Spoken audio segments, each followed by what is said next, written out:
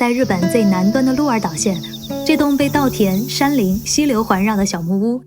加贺江广轩一家5口过了10年山居生活。土地的价格只要175万日元，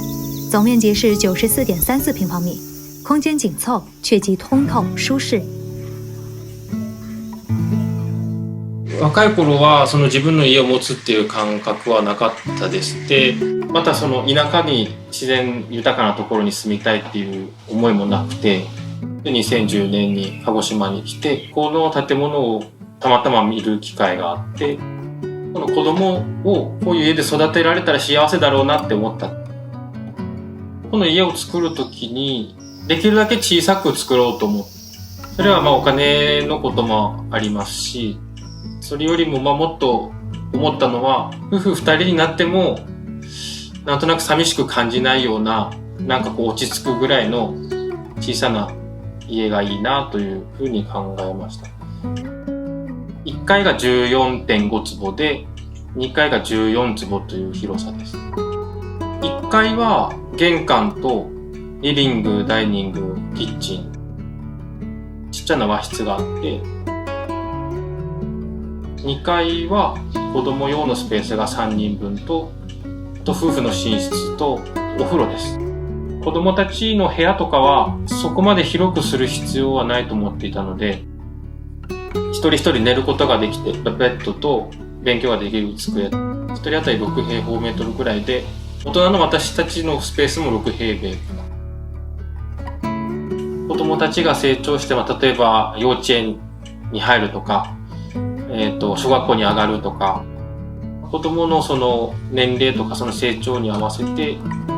少しずつ仕切りを作ったり、ベッドを作ったり、机を作ったり、家は変化していってるかなと思います。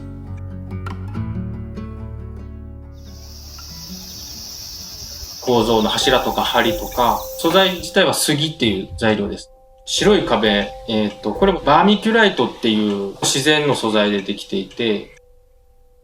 階段で鉄骨を使ったり、あと屋根で金属製の屋根を使ってたり、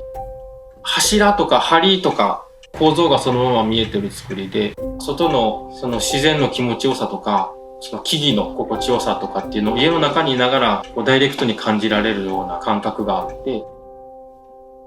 北の方にすごく眺めが良くて、遠くに山並みが見えて、その手前は田んぼ、田園があって、ちょっと目線を下にやると川が流れてて、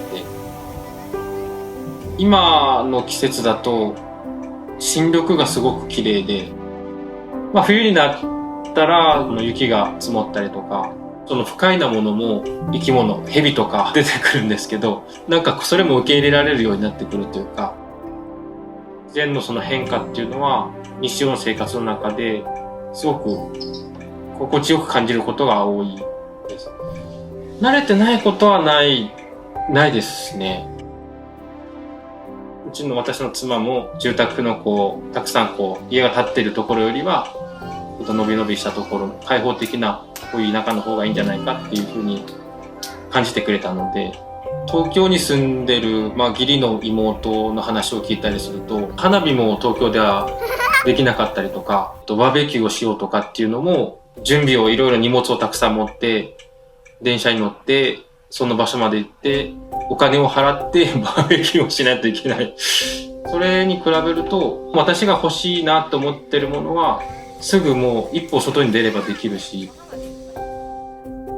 でいろんな住宅があって、で私がたまたまその鹿児島でこの住宅に出会ってよかったなっていうのはすごく強く思っていて、そういう家を建てたいなと思ってくれる人がいたら、なんとなくつながってくれたらいいなっていうことはあります。